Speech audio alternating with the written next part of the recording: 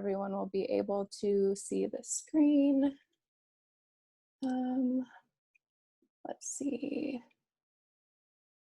Is everybody able to see that? Yep. Okay, perfect. And then just to note, I will be looking down. A lot of my notes and things that I want to talk about are written down in front of me. But I titled my presentation, It Takes a Village, and it's a focus on peer-led substance use prevention youth groups. Just to give a little bit of a background about me, I did mention that I was a fourth-year pharmacy student. My hometown is Green Bay, Wisconsin, and my current residence is Grafton. My interests include substance use disorder, public health, of course, behavioral health, pain management, and then the Green Bay Packers. And this is actually a photo of a game that I went to a couple years ago. Let's see. And then, so why this matters to me and why this topic is very important is that I grew up in the suburbs of Green Bay, and in Green Bay, a lot of people considered substance use to be more of an inner city issue versus an all over issue. So I kept myself busy and learned personal responsibility from after school jobs, but some of my friends did seek out hobbies and habits to avoid boredom or cope with other stressors in their life. I'll give an example of my friend B, and she did give me permission to use this story. So I knew her throughout middle school and high school, and I still stay in contact, but she really wasn't involved in the community in school. She didn't really have an after-school job. She also wasn't really into after-school activities. She was expected to go home right after school and help with younger siblings, but the home life was very dysfunctional, so she didn't necessarily want to be at home. This led to her drinking alcohol and abusing Robitussin when she couldn't get access to alcohol in middle school. She started smoking weed in high school, and then by 19, she was using cocaine.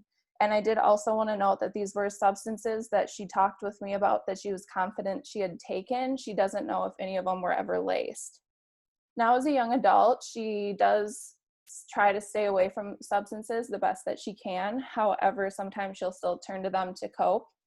And I tell you of this one story, but I do know a lot of other people my age and around my age who do use substances as a source of stress relief or fun. So as someone who has seen it affect those close to me, I hope this presentation will inspire everyone in this alliance to find new ways to educate and empower our future generations. And then just to give a little bit of an outline. So we're going to go over the background on substance use and current resources that are available. Then we'll talk about the effectiveness of peer-led youth groups. And then we'll talk about some important pieces to consider when creating a peer-led youth group. So to start out with the background, we see substance misuse a lot, and anyone can suffer from it, including athletes and celebrities. These individuals are publicized in the media, and they're sometimes chosen as role models for youth and adolescents. But it's important to separate a person's successes from their downfalls, and younger individuals may not be able to have that distinction between the two. They sometimes may even associate substance use with being successful. Also, just to note some risk factors for substance use in youth, I won't go through all of them, but there are some more modifiable factors that are included in this presentation. Clearly, we can't change a child's family history, and we can't change their poverty level. However, we can change some of the other ones like risk-seeking behaviors, or when youth are trying to gain independence from their family, what they choose to do to try and gain independence and push boundaries. We also may be able to influence who they choose as their peers and the peer influence that they are around. So I got this data off of the Wisconsin Department of Health Services website. It seemed to me like Wisconsin youth substance use was trending downward, but this data is from 2017 and 2016. More recently, I was able to locate youth risk behavioral survey data that says different. So it looked like for a while, the data was trending downward on usage of substances by youth. However, in recent years, it's begun to increase.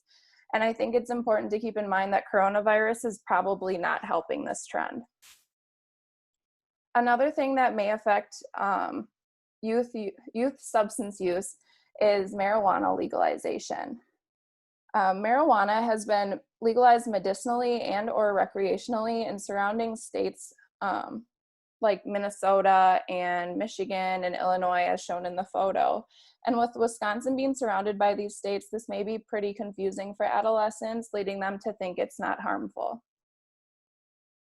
Data does seem to back this up. There was a 2018 national survey on drug use and health that found only 30% of youth felt that smoking marijuana weekly was a great risk of harm, compared to the second lowest, which All right, we're recording.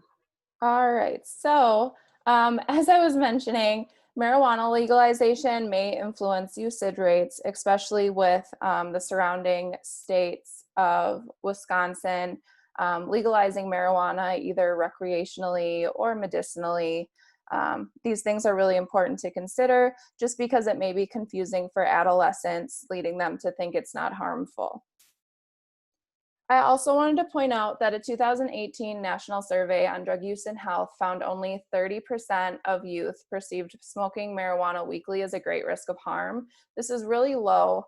The second lowest rate was alcohol, which was 60%, and that's still double the amount of youth feeling marijuana is risky. Also, marijuana use has been shown to be associated with use of other substances, including alcohol, tobacco, and illicit substances. So it's important to keep in mind that if there's a youth that's using marijuana, they may also be using other substances.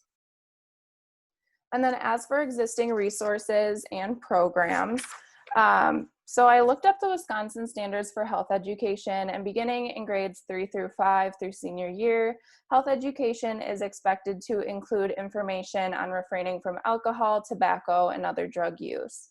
The Greendale School District lists health class as part of the curriculum for middle school and 9th grade.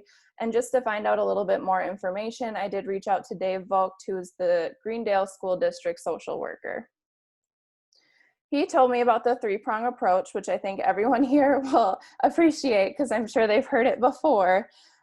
This approach includes utilizing the community. So growing up with a stupid thing, and I did that. Using the community, schools, and family when educating and empowering the youth.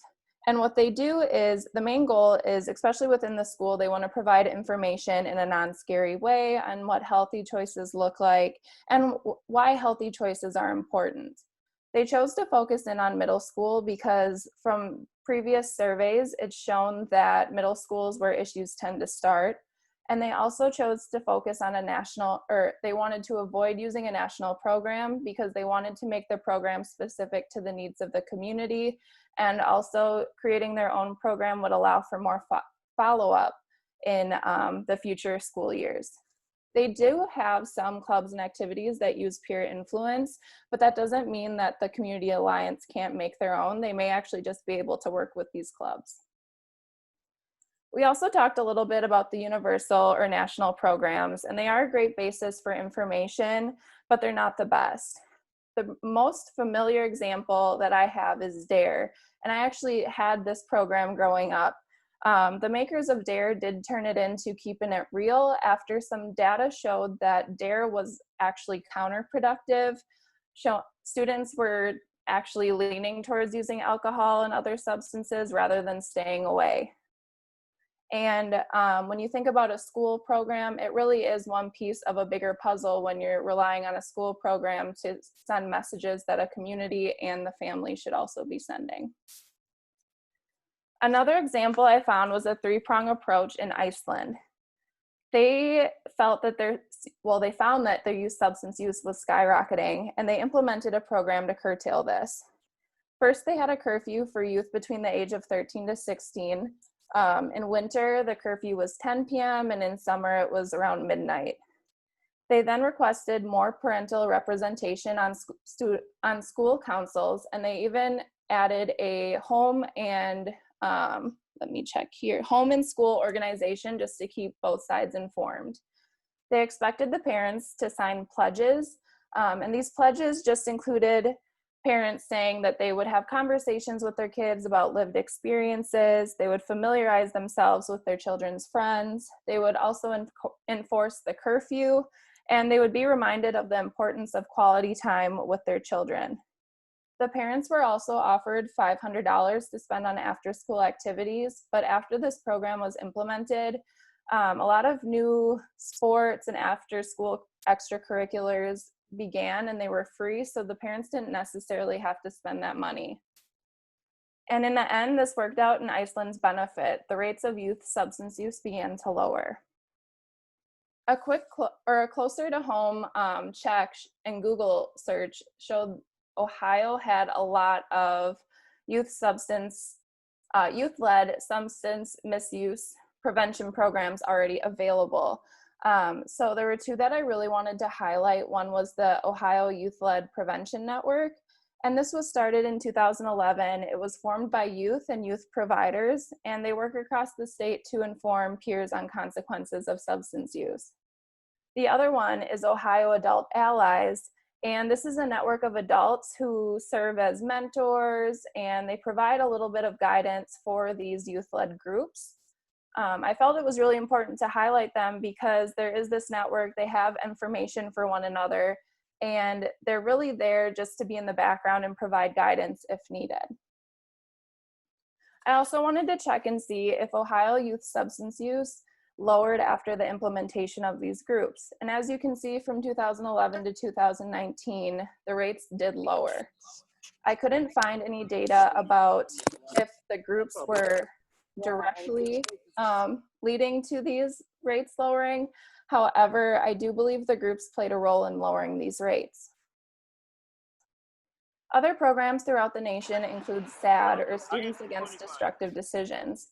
These are student-run chapters that use peer-to-peer education to create a sense of belonging and promote resiliency, leadership, and advocacy skills. However, I found that there were no chapters established in Wisconsin. Current resources in Milwaukee County include the Children's Outing Association, or COA, Youth and Family Centers, and they have peer-led programs such as music and video production, and a couple others, but this is more downtown and urban Milwaukee areas. There's also Running Rebels. They provide mentorship to youth to prevent them from crime involvement, gang involvement, and using drugs. There is the Milwaukee County Substance Abuse Prevention Coalition, which puts on Let's Be Blunt. This is an annual summit, and it leads to projects created by youth for youth on anti-marijuana messaging. And lastly, the Milwaukee County of Health and Human Services put on Motivating Others Through Voices of Experience, or MOVE Wisconsin. This is more a group that gets together, and it's youth-led. It is just youth sharing lived experience on like the justice system, child welfare, and mental health. I also wanted to see if there were any groups a little closer to Greendale. I was able to find one, and it was based off of this article I found online, which I felt was pretty cool. So there's FACT, which is Spreading the Truth About Tobacco, and it was created by Wisconsin teens. It's actually located in high schools as an after-school organization. There are chapters in Franklin and Greendale, and their main goal is just to educate peers on the harmful effects of tobacco. I also wanted to give an honorable mention to the county I'm currently located in, which is Ozaukee County. They created an organization called Starting Point, which was created to provide substance abuse prevention and intervention resources. They really wanted to empower their residents, and they included some clubs at high schools within the county. One of the clubs is called LEAD, and it has fun activities for the students that help them embrace a substance-free lifestyle. It also requires the students to sign a pledge that they're going to be substance-free, and they have to sign this every year, and they provide volunteer opportunities to the students. The other one is Champions Mentor Program. This is a program where teachers will nominate juniors, and the juniors end up going to middle schools in the area to talk about ways they stay above the influence, and they work with the middle schoolers to help them prepare them for high school, and they just give them tips on how to handle certain difficult situations. Next, there's effectiveness. So when I was doing the peer-led group research, I found that overall tobacco, cannabis, and alcohol usage was lower in peer-led groups. I did note that there were 2 studies that had peer-led groups that had increased tobacco and alcohol use. However, the issue was the people within these peer-led groups continued to use substances after the groups were formed. And in one of the studies specifically, there was a nomination of a peer leader that was nominated by their peers. And the peer leaders that were using substances led to the others in the group using substances. But they also found that if the peer leader wasn't using substances, then the rest of the group was less likely to use substances. So what are the benefits? So for youth, it would be new friends, less boredom, prepping for the future. And for communities, it would be changed perceptions of youth within the community and new ideas for promotion of materials for a population that can be sometimes hard to reach. Other benefits would include changed perceptions on drug use, increased conversations on youth drug use between youth and adults, and a decreased youth alcohol use, and then frequency of marijuana use as well. Another thing I noticed in my research was this thing called the Prosper Project. This was also known as promoting school, community, and university partnerships to enhance resilience, and it was a project done in Pennsylvania and Iowa. The project had 6th and 7th graders involved in a community-based family program, and the community-based family program focused on improving communication styles with the parents and also learning how to set limits, and it taught the youth refusal tactics. Then they also had one of 3 school-based programs, which was life skills training, which focused on skill development, Project Alert, which focused on social influence, and then All Stars, which focused on changing perceptions and influencing what social norms are in that area. And then there was also a lot of research done on the follow-up of the Prosper Project. And at 4.5 and 6.5 years after the project began, researchers found the children who were involved were less likely to use any type of substance compared to children who were not part of the program. So one thing I noted throughout all of my research was this big impact of social influence. And it makes sense. People compare themselves with others to determine if their own behaviors are appropriate. And as children become adolescents, they really want to break free from their parents and have their own identity. So they'll be comparing themselves to their peers. Substance use behaviors within adolescent friendships tend to mirror one another. And a friend of the same gender can influence an adolescent to change his or her risk activity level.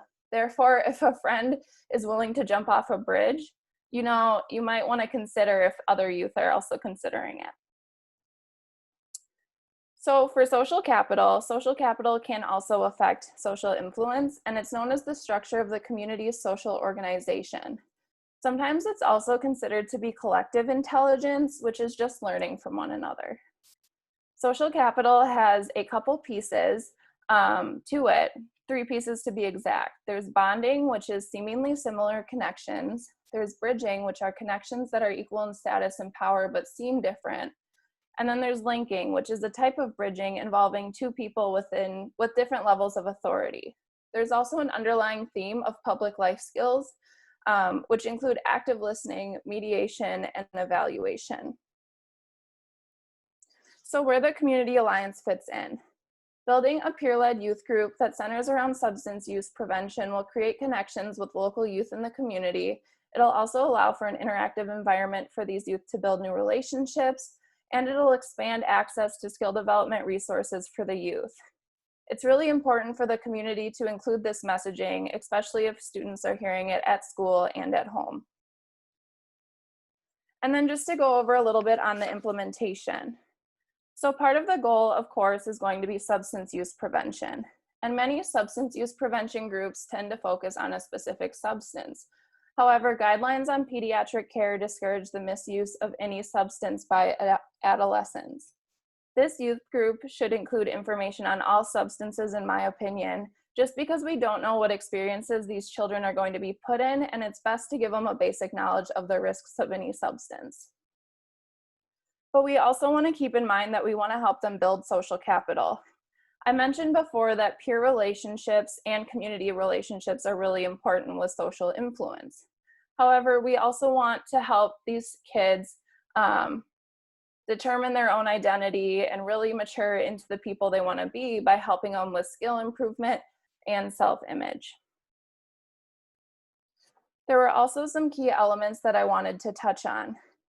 We want to make sure everyone feels included, and we want to make sure that people are able to gain knowledge and develop skills as they get older to prepare them for their future.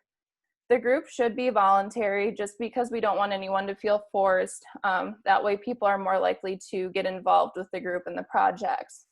We also want to make sure it's an informal setting. If it's too formal or if someone gets too nervous, they may not want to be involved anymore. I also suggest that even though I've mentioned peer leaders in the past, there really shouldn't be any superiority between members of the group. Yes, there can be peer leaders. However, that peer leader is still seen as an equal within the group. There are also important values that I wanted to note. There was this quote on the SAD website, which is, "Youth voices will be sought out, respected, strengthened, shared, and affirmed." And I felt that was really important just because adolescents are at a time where they may feel like they're not always listened to. Some other important values include advocacy for self and system. Also, it would lead to positive risk-taking and opportunities for choice and decision-making. We want to make sure this group is diverse and very accepting of others. We want to make sure there's equality and equal relationships. There also should be empowerment and creating personal responsibility and mutuality or learning from one another. Also, I do feel adults have a role as facilitators within this group. Adults would be able to assist with connections to the community that kids may not be able to achieve. They also would be able to be the eyes and the ears of the group to make sure that everyone's being accountable and everyone's staying on task. For example, a member of the group would be able to take minutes and send it to the adult just to show them that this group was productive and they did have some conversation about the projects they're trying to have. I also feel that adults can address stressors and provide resources to youth in need. Peer leaders and others within the group may not have this capability. And then the attendance of the adult would be based on the peer's preferences, so it may only be sporadic or every once in a while, or even just a text message or an email quick just to find out what went on with the group. Another note on addressing youth stressors. So psychiatric disorders usually start to appear during childhood and adolescence. Psychiatric disorders can also increase the risk of a substance use disorder. This can be quite stressful, especially when kids don't really understand how they're supposed to handle these new feelings or thoughts. And it's something we should keep in mind that these kids are at a very vulnerable point in their life. So we just want to be able to provide them with the resources or address any stigma that we need. This would not necessarily be the forefront of the program, but it's still just something to keep in mind. There are also potential obstacles to keep in mind. Turnover is going to be a big one. The kids will age out of the program. However, I do feel that if the program is successful, kids who stay in the area for their college plans or post-grad plans may want to be the adult facilitators or assist with future projects in a different way. There also will be limited time to complete projects. However, with coronavirus keeping some kids at home, they may be bored and be more productive rather than stressing about school or rushing to get homework done the second they get home if they're able to work on it throughout the day with them being home. Also, something that throws a wrench in everything is coronavirus. However, there are Zoom meetings and Google Meet, which can certainly help these kids meet up. These are some personal ideas I thought for projects and/or meetings. I felt that it might be very helpful and beneficial to provide Narcan or naloxone education. This would just decrease the stigma, and it's very important to have, or just important information for kids to have because as I mentioned before, they don't know what experiences they're going to have in their future. And they may have someone in their life or that they're working with who does need resuscitation from Narcan. We could also create competitions on how we can convey substance use prevention messages to peers. And there's opportunities for skill development, like skills workshops or sharing your craft where everybody takes a turn teaching one another something. There could also be a PowerPoint night where people create PowerPoints and have to defend their argument within that PowerPoint. We could always survey the students for their interests. We could help them build a resume, or even just have them get together so they can talk about whatever is on their mind. The basic structure would be that interested students would sign a code of conduct pledge that just asks them not to bully or harass when working within the group. They would establish meeting times on their own. They would be able to choose if they wanted to meet once or twice weekly, what days, and for how long. They may need assistance setting up Zoom meetings or identifying a meeting location after coronavirus. The adult facilitator can give the basis of the project and even run the first meeting. But however, I think only the first meeting would really be where the adult facilitator really has to get more involved with the group. I also thought the students could use social media platforms to convey their message, Instagram account, TikTok if that's still around, and then also a Facebook group. They would also be expected to nominate peer leaders, a note taker, and any other roles that they felt were important or needed. An example timeline would be week 1, they would get to know each other and agree on meeting days and times. Weeks 2 through 4, they'd be able to determine a peer leader and work on how they wanted to convey their message. Weeks 4 through 8, or even earlier, they would be able to put together a deliverable for the message. And then weeks 8 and after, they would polish it up and present the project to their peers in the Alliance.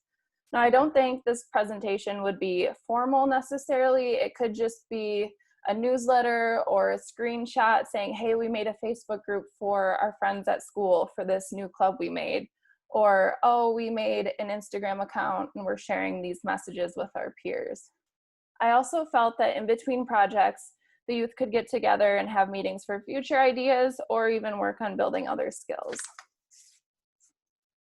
I also wanted to highlight these above the influence toolkits. These are free and they're available online. They're PDFs, so they're pretty easy to get a hold of and go through. They provide a lot of guidance on different ways teens can facilitate running some groups, and they had some cool activities. So one activity was What's Stressing You Out, where it just had students address the stressors in their life and how they could overcome them. They also had How to Help a Friend, which was, They also had How to Help a Friend, which was just a fishbowl and role playing on how to have difficult conversations with friends, whether it be drug use, abusive relationships, or just having conversations about personal responsibility. There was Tag It, which I felt could be a social media trend where you tag the positive influences in your life and explain why they're very important to you. There was Be It, which was creating a personal slogan of 6 words or less that captured who each person was and how they stay above their negative influences. There was Express It, which I thought could be another social media trend. The students could make a TikTok dance or a skit or a song, and they could post it to whatever social media they felt was going to help them get this message out. And it would just be a story on staying above the influence and what they do to achieve that. And then last is similar to Banner Palooza. It's called the Teen Expressions Art Project. And this is where teens create art projects to convey messages to community and their peers. So where to start? I definitely feel like nearby schools will be the easiest. I know it might be a little more difficult with coronavirus keeping some schools closed. And I know Dave will also be a good resource on how to contact specific teachers or how to go about reaching out to these students. Greendale High School specifically has a health advocacy class where they focus on promoting messages to peers on having healthy relationships and taking care of our health. There was also the Red Gen organization at Whitnall High School, And this is a club that's focused on youth mental health and well-being. They raise awareness throughout the school. There are also some other clubs at Greendale Middle School and High School, like Teens with Impact, and they also do a similar thing as Red Gen. I felt we could collaborate with these clubs and organizations and even just market our peer-led group to them if we choose to go about that. And then in summary, as children get older, they'll continue to be exposed to substances and be forced to make some tough decisions. However, if we surround them with positive peer influence and provide them with the proper resources, we will be able to reach them or help them reach all of their future goals. And what questions do you have? Awesome. Thank you, Jen, for presenting. That was, I was making notes. I was like inspired. I have ideas flowing. There is nothing in chat at the moment. So if anybody has questions, go ahead and unmute yourself and ask away.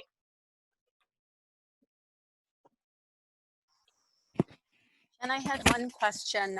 When you were showing the data for Greendale, I know you had shown that a couple years ago, the rates of substance abuse had decreased significantly, and then in the more recent years it had increased. Do you feel that is due to something besides the marijuana legalization in other states, or do you have other ideas? Because that might be important for us to have that knowledge before trying to address it. Yeah, so I wasn't able to locate specifically for Greendale why their substance use started to trend upward. I do feel that the marijuana use is important, and I also feel it's just the culture around here can also be something to overcome.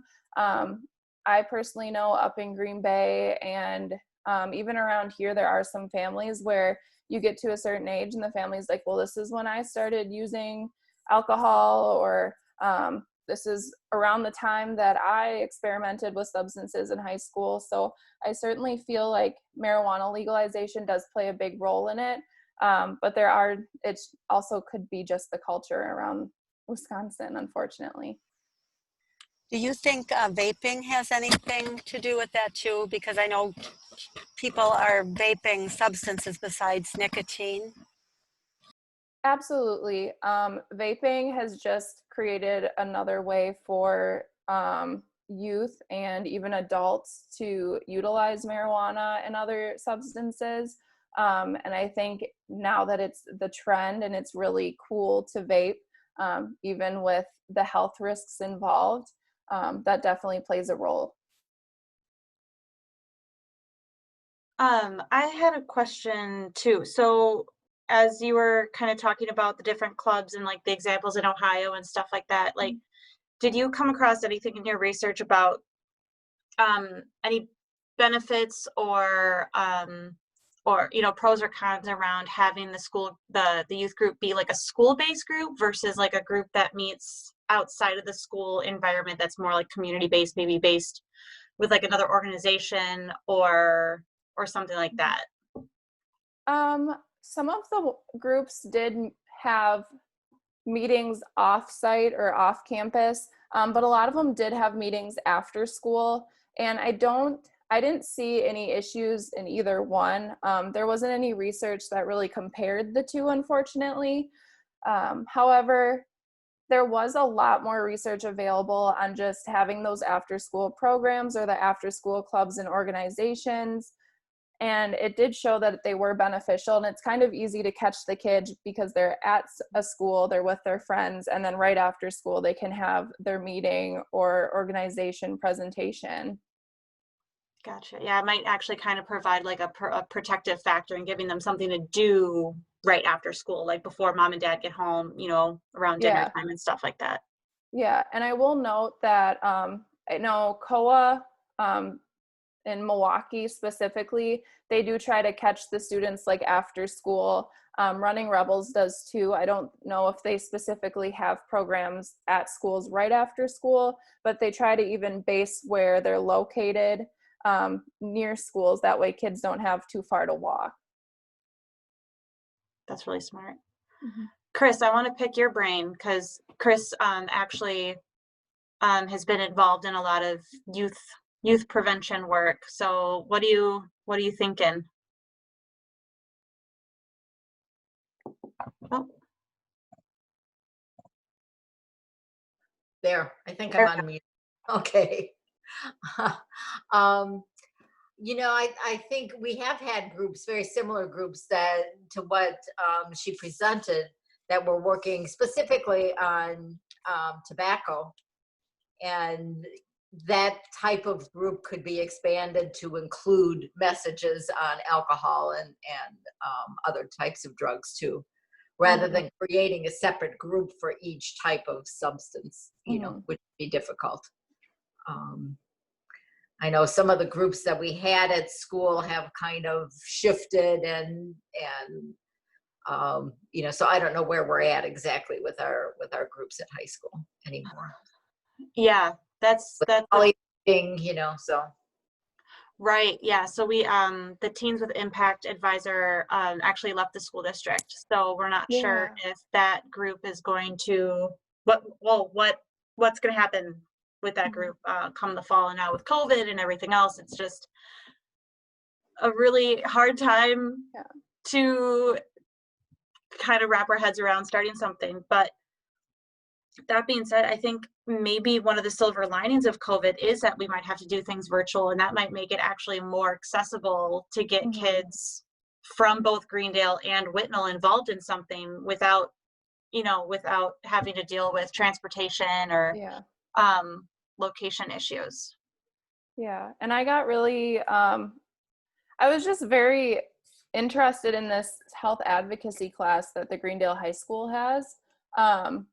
I couldn't find too much information. I was going off of the curriculum that's listed online on the school district, but I felt like since that's a class that's established, that might even be a bigger role or play a bigger role from where you guys could grab students, just because it is a class. So you might be able to reach out to the teacher and just advertise, rather than trying to figure out if some of these orgs that are after school are even existing right now, which I hope they are, but you never know. Is that the ninth grade health class, or is that a class in addition to the? It is an elective, and it's for 10th, 11th, and 12th graders. Yeah. That sounds new. Chris, is that new? Yeah, I hadn't heard about that before. And then I was wondering about the health. There's a club that has helped us before when we did the flu clinic and stuff. That group of students that's interested in health careers. HOSA, yeah, that might be, you know, they might be interested in some projects like this. For sure.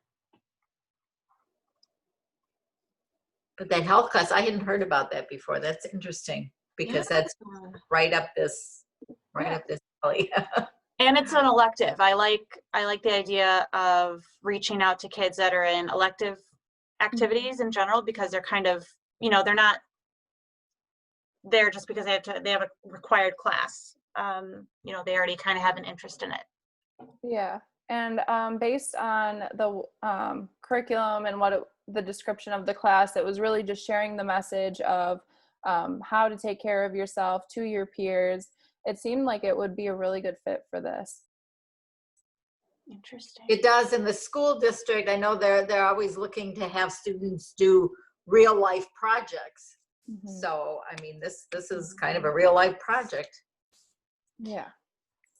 So from some of you know, everybody else, any thoughts swirling around in your head about how, you know, we could see a youth coalition group growing out of our existing group, or working in tandem with our coalition,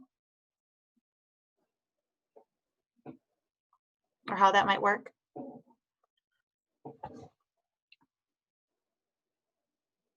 Are you thinking of youth joining our coalition, or are you thinking of a separate youth group at the high school that would have a representative or something on our committee? I think it is right now, all options are on the table. Because we have an interesting situation because we have more than one school district. So, you know, we have Greendale High School, we have Greendale Middle School, we have Whitnall High School, Whitnall Middle School, we have St. Alphonsus, we have Martin Luther High School, we have St. Mary's in Hales Corners, I believe. I think it's St. Mary's is a middle school, and I might be forgetting one.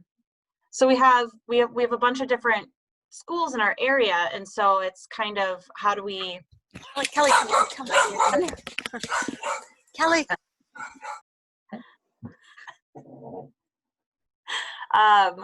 My dogs are whining outside my door too. So it's kind of a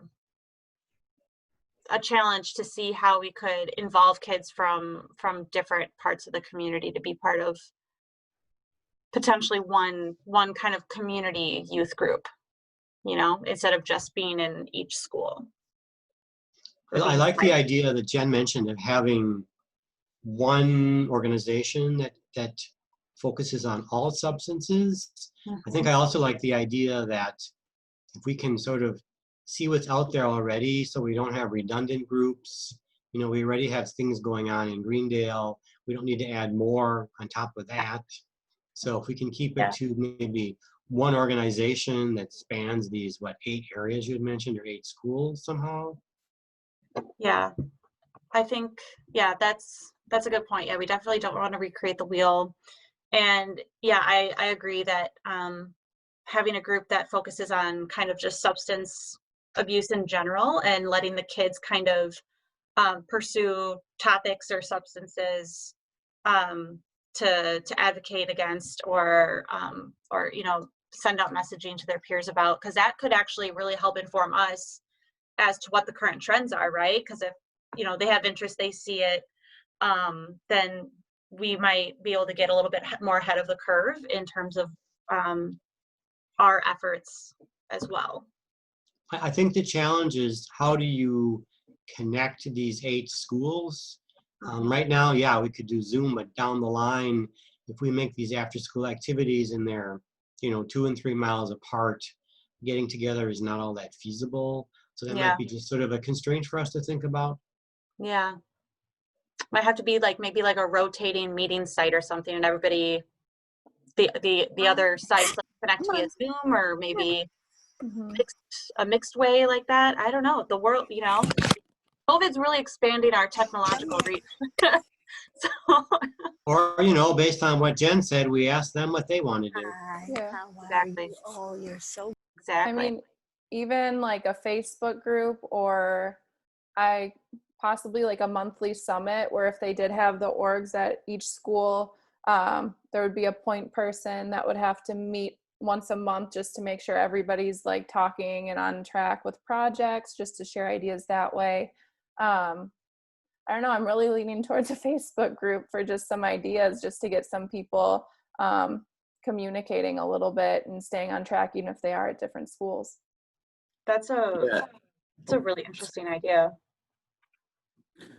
I was just going to say, I think, you know, to Dave's point and what Jen said earlier, I think it would be really good to identify what groups do exist already, and then try to get those student leaders, convene them and have them come meet with us, you know, for a meeting, and see what are their thoughts, and ask them, you know, what would be a good direction to go for this. Because I agree. I think if they're the ones that are making the decision and putting forth the effort, then it's much more likely to be successful in the long run. The other part about what Jen said that I really like is sort of this, what I might call perpetual leadership. So if we can somehow keep kids on this, and maybe, like you say, they become a leader in the future of some kind. You see this at camps and whatnot. This will have I think, a better chance of perpetuating this versus, you know, all the kids graduate, they're done, and then the club dissolves. Mm-hmm. Yeah, for sure. Do we know, Madeline, if we do this at these 8 institutions, do we need a teacher representative at all 8?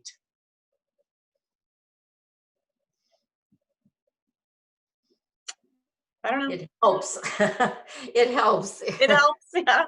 to have somebody at the school that's supporting it, but it is also very hard to get.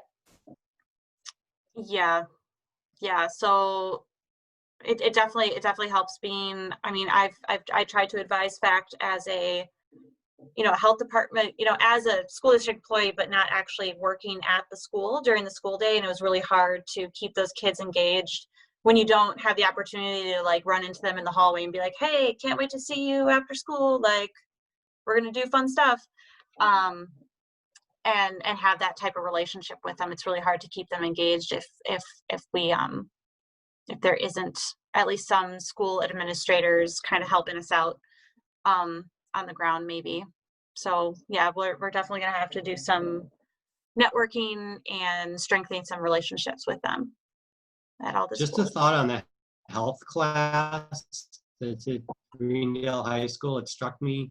So right now in the high school, there is an economics class, and at the sort of middle end of their semester, they do a real life experience where they go into the gym and they make purchases under a budget, and then they have different tables, and we have volunteers at each table. You probably know this, Nicole coordinates that. I wonder if something similar could be done with their health class, where at the end of the semester, they meet with us, we're in the gym, they're going around the tables and they're doing I don't know what, but something real world.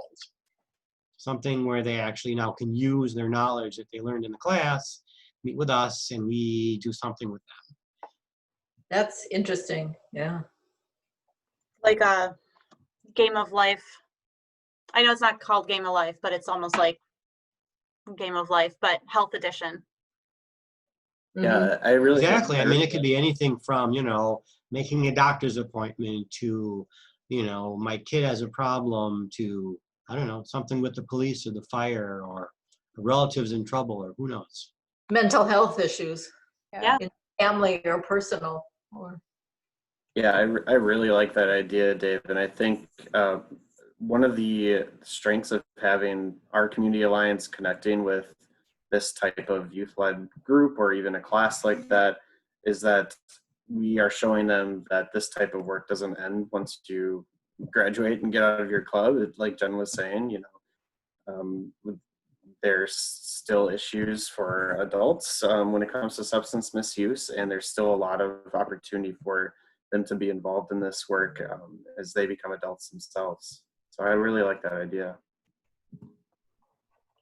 That is a really good point, Jordan. It's like, we talk about peer-led work and stuff like that, and it's always focused on, or always kind of defers to the youth. But I mean, that's what we're doing with, binge drinking among adults, prescription safety and storage for parents and older adults and stuff like that. Those are our peers. And so that we're literally doing that right now.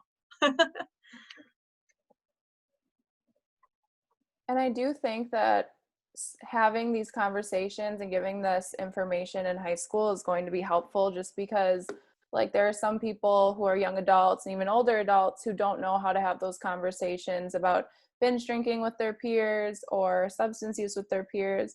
The friend I mentioned at the beginning of my presentation, I've had conversations with her quite often, but sometimes she'll come to me because there aren't other people who are willing to really listen or have that conversation. So Yeah, that's very true. It's definitely a life skill that these kids can be leaving high school with. It's a very real life skill. Okay, so it is 7:02, so I'm going to end the recording portion here.